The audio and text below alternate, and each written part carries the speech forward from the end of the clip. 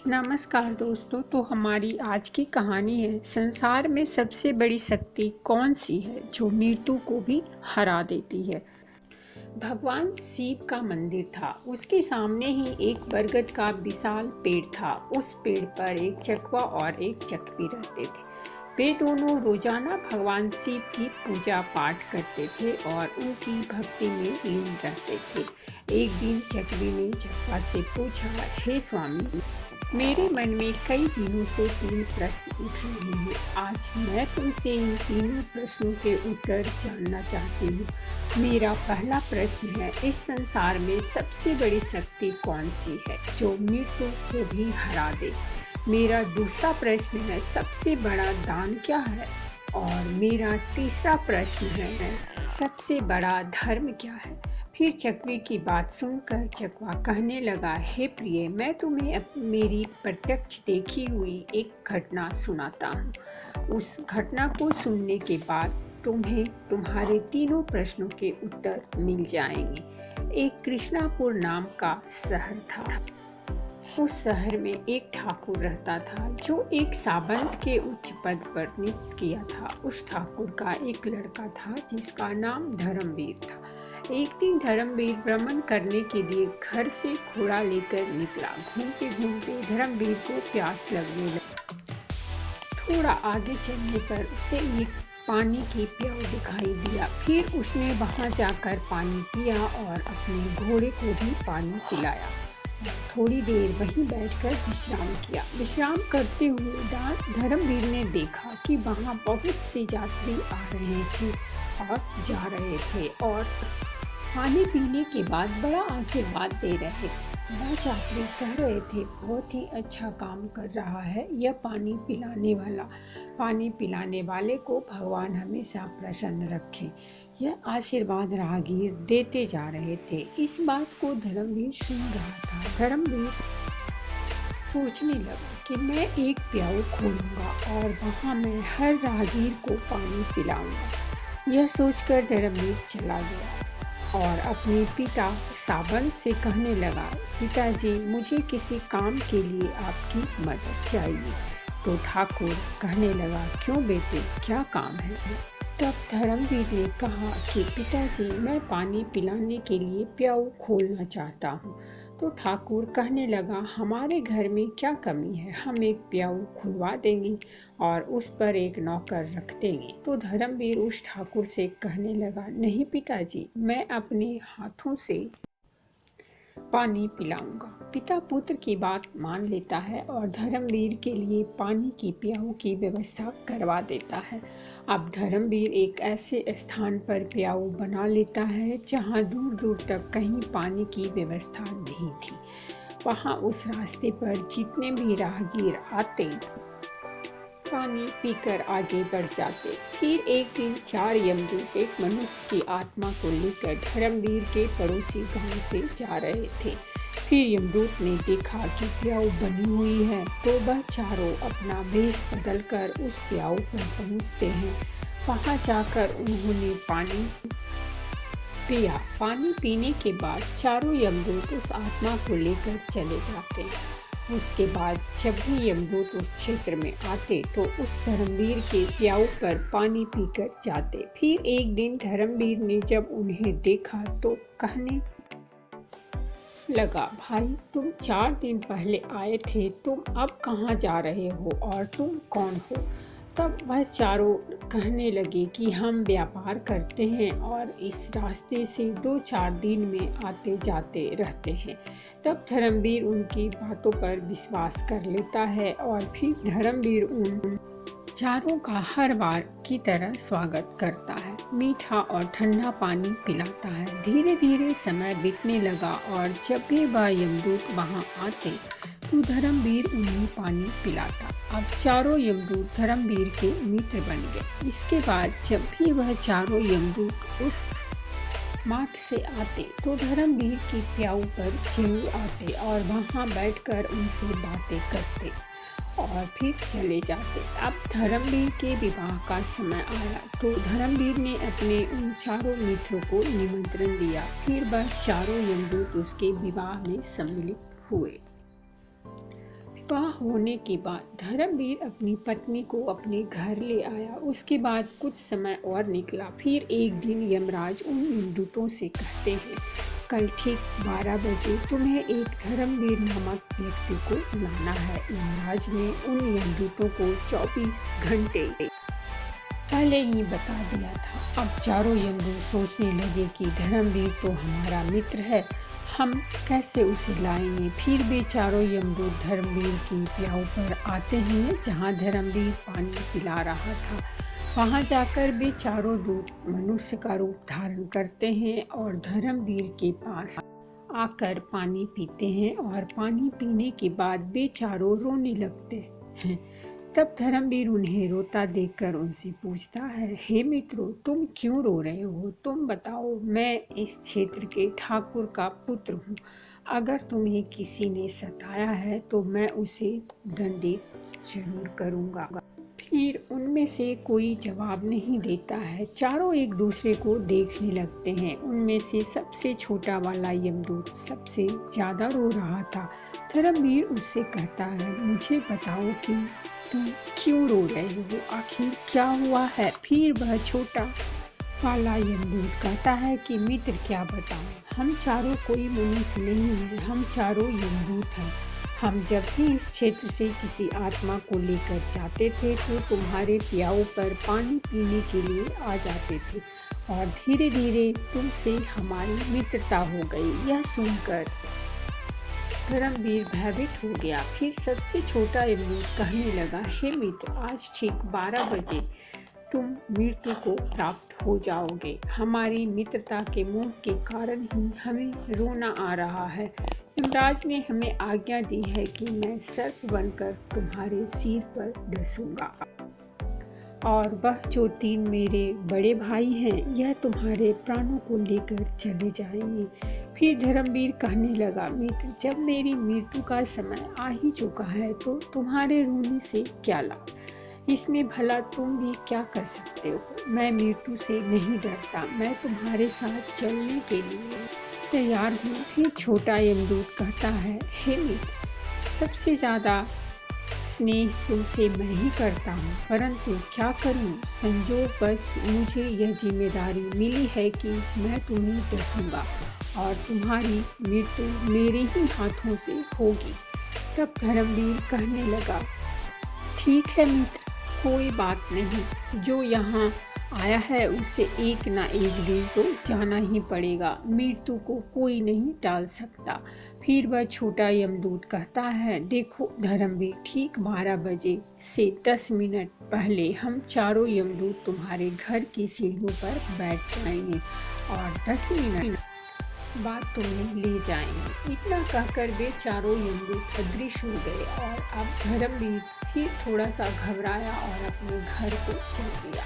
उसने रात को वह बात अपनी पत्नी से नहीं बताई और इंतजार करने लगा कि कब 12 बजेंगे और जब 12 बजने में का समय नज़दीक आया तो वह छोटा वाला यमदूत सर्प का रूप धारण कर लेता है और सीढ़ियों पर बैठ जाता है।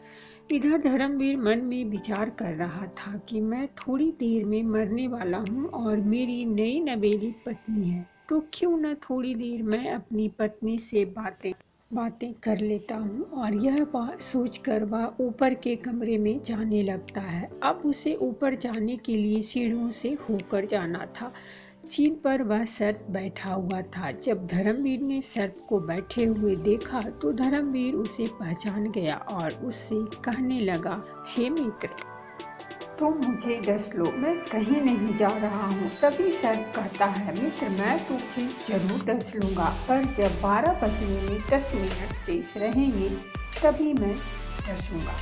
जब सर्प और धर्मवीर आपस में बातें कर रहे थे तो धर्मवीर की पत्नी उन्हें देख रही थी और उनकी बातें सुन रही थी। धर्मवीर की पत्नी एक पतिव्रता स्त्री थी। उसका पति व्रत धर्म उजागर हो गया और वह ईश्वर से प्रार्थना करने लगी, हे ईश्वर, मेरे विवाह को अभी 10 दिन का समय भी नहीं हुआ है और यह क्या घटित होने वाला है। फिर चकवा कहता है, हे चकवी, वह एक राजपुत्र के पुत्र वधू थी। उसने 36 प्रकार के व्यंजन भोजन में बनाए और उस शहर में एक बहुत ही गरीब व्यक्ति रहता था और उस गरीब की एक लड़की थी जो महीने की गर्भवती विधवा थी। वह अपने गरीब पिता के घर में रहती थी क्योंकि उसके ससुराल में उसके पति के मरने के बाद उसका कोई सहारा नहीं था और जिस दिन धर्मवीर को वह सर्प रचने वाला था उसी दिन उस लड़की के गर्भ से एक नवजात शिशु पैदा हुआ और वह लड़की जिसका प्रसव हुआ था उसे बहुत जोर से भूख लगने लगी। तो वह लड़की अपने माता पिता से कहने लगी, मुझे बहुत तेज भूख लगी है, मुझे कुछ खाने को दीजिए। तो पिता कहने लगा, बेटी मेरे पास खाने के लिए कुछ नहीं है, मैं तुम्हें भला क्या दे सकता हूँ। ऐसे में वह लड़की बोली, यदि तुम मुझे खाने को नहीं दोगे तो यह जो बच्चा मेरे गर्भ से पैदा हुआ है मैं इसे खा जाऊंगी। फिर जकवा कहता है, हे जकवे, प्रसूति के समय की भूख बहुत ही तेज होती है। जब उस गरीब व्यक्ति ने यह बात लड़की के मुँह से सुनी कि मैं इस बच्चे को खा जाऊंगी तो वह पिता कहने लगा कि बेटी तुम रुको, मैं चाहता हूँ, अगर कोई कुछ दे देगा तो मैं खाने के लिए अवश्य लेकर आऊँगा। उस लड़की का पिता भिक्षा मांगते हुए चला जा रहा था। जो कोई उसे देखता तो दरवाजा बंद कर देता। इस प्रकार चलते हुए वह व्यक्ति उसी ठाकुर के महल के पास आया जहाँ पर धर्मवीर से काल सर्प बनकर बातें कर रहा था और उसकी पत्नी छत से उसे देख रही थी और ईश्वर से प्रार्थना कर रही थी। तभी वह मांगने वाला आवाज लगता है, मुझे कोई भोजन दे दीजिए, मेरी लड़की को प्रसव हुआ है, उसने एक नवजात शिशु को जन्म दिया है और मेरे पास उसको खिलाने के लिए कुछ भी नहीं है, वह नवजात शिशु को ही खाने वाली है। जब यह बात धर्मवीर की पत्नी ने सुनी तो वह सोचने लगी कि कुछ समय बाद मेरा पति मर जाएगा और मैं विधवा हो जाऊंगी और मुझे अपने पति के साथ सती होना पड़ेगा, तो यह भोजन किस काम आएगा जो मैंने बनाया है। इस भोजन को मैं इस भिखारी को दे देती हूँ। फिर उसने वह भोजन उस गरीब व्यक्ति को दे दिया।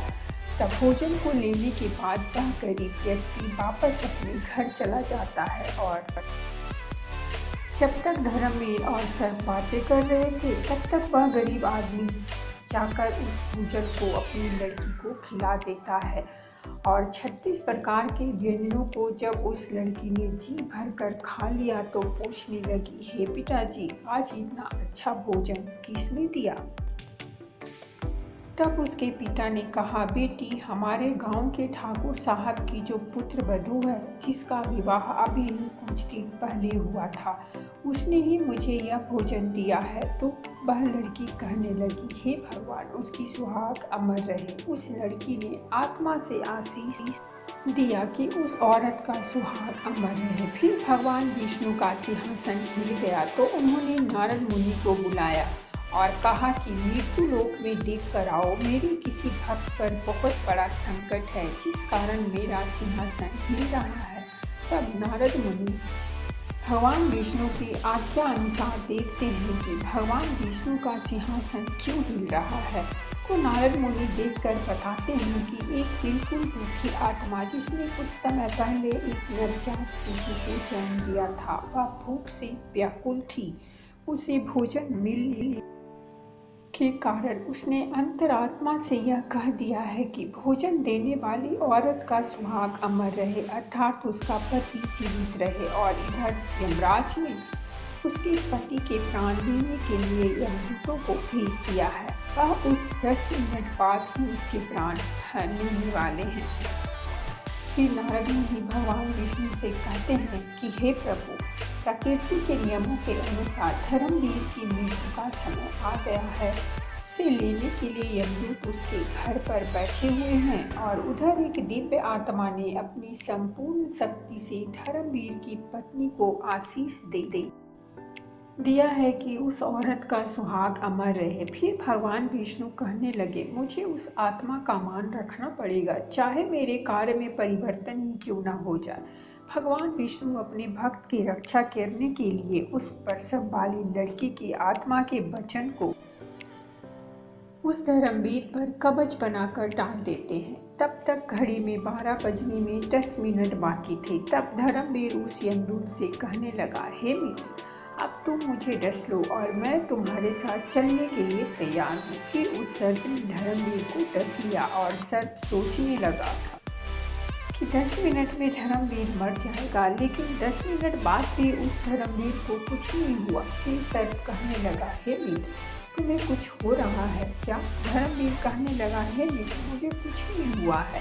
फिर सर्प ने उसके ऊपर तीव्र विष डाला, परंतु उस धर्मवीर की रक्षा स्वयं भगवान विष्णु कर रहे थे, जिस कारण से सर्प के विष का असर धर्मवीर पर नहीं हुआ। फिर धर्मवीर सर्प से कहने लगा, हे मित्र, तुम मुझे पूरी ताकत से डस लो ना, लगे हमें इसके लिए यमराज के पास जाना पड़ेगा। फिर वह चारों यमराज के पास पहुंच गए और यमराज से कहने लगे, हे यमराज, हमने बहुत प्रयास किया, परंतु उस धर्मवीर नामक व्यक्ति पर जहर का असर ही नहीं हुआ। फिर यमराज ने अपने दिव्य दृष्टि से देखा, उस धर्मवीर के शरीर से 3 जगह से रक्त बह रहा है, लेकिन धर्मवीर को कुछ नहीं हुआ। तभी यमराज भगवान विष्णु के पास पहुंच जाते हैं और कहते हैं, प्रभु, मैं अपने पद से इस्तीफा देना चाहता हूँ। भगवान विष्णु कहने लगे, क्यों, क्या हुआ? तब यमराज कहने लगा कि प्रभु, प्रकृति के नियमों में परिवर्तन हो गया।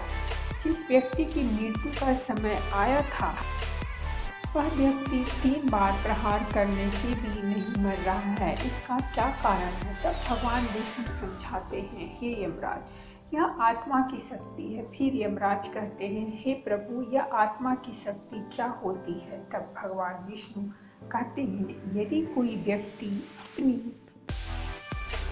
अपनी अंतरात्मा से किसी दूसरे व्यक्ति को आशीष या श्राप देता है, तो उसको झूठा करने की शक्ति मेरे अंदर ही नहीं होती है, चाहे फिर मुझे उसके लिए प्रकृति के नियमों में ही परिवर्तन क्यों न करना पड़े। फिर भगवान विष्णु कहते हैं, हे यमराज, जरा ध्यान से देखिए, एक ऐसी गरीब औरत जिसका पति उसे 2 महीने पहले ही छोड़कर मर गया हो, जो अपने पिता के पास रह रही हो और पिता के पास भी खाने को कुछ नहीं मिले, और जिसने कुछ समय पहले ही एक शिशु को जन्म दिया था, उसे भोजन नहीं मिल रहा था। उसकी आत्मा भोजन के लिए तड़प रही थी। वह अपने नवजात बच्चे को खाने को तैयार थी और उसको भोजन उपलब्ध कराया। उस धर्मवीर की पत्नी ने और उस औरत ने उसे ऐसा आशीष दिया कि उसका सुहाग अमर हो जाए। मुझ में एकाग्र होकर जो व्यक्ति